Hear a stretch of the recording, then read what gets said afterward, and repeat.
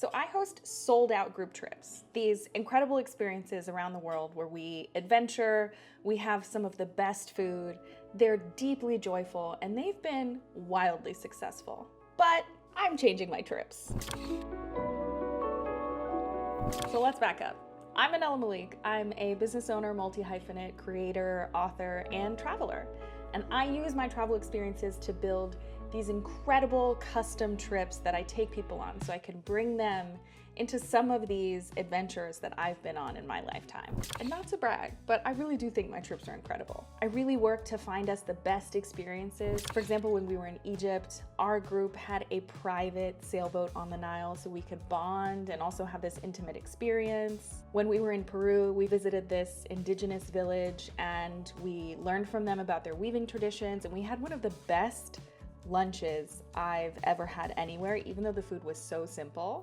And over time, I built these experiences into something I'm really proud of. I have travelers who come back and who have been on every single trip that I've ever hosted. But the most recent trip in Peru, the one that I just hosted, it showed me something that's been bubbling under the surface for a long time, and something that I'm really paying attention to now. See, I don't take it lightly that people trust me with their time, their vacation days, with their money. It's a responsibility. It's one that I really value and that I take seriously, even if I end every single trip exhausted and sore. So now that I'm back and I'm a little bit more rested, and I've also gotten the feedback from the trip, from the survey that we send out to people afterwards, which the feedback was glowing as usual.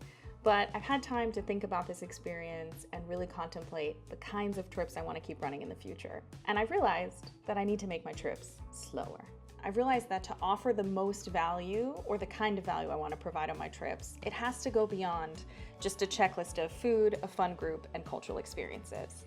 And yes, the typical group tour model is that you go, go, go, and you bounce from thing to thing. And that is kind of how I run my trips previously, because that's also what I've experienced on other people's group trips. And I get it.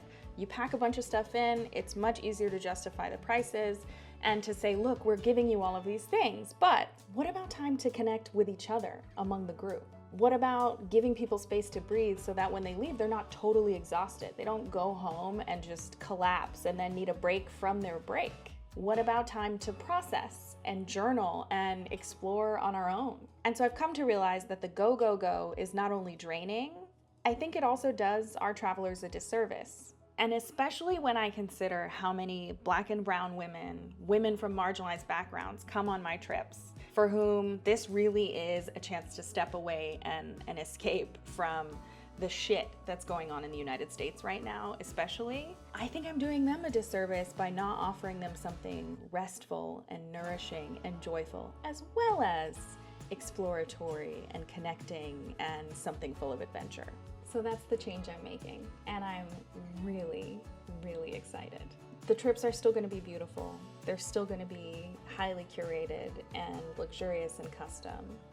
But they're going to be a little softer, a little more nourishing, and I can't wait to travel with folks.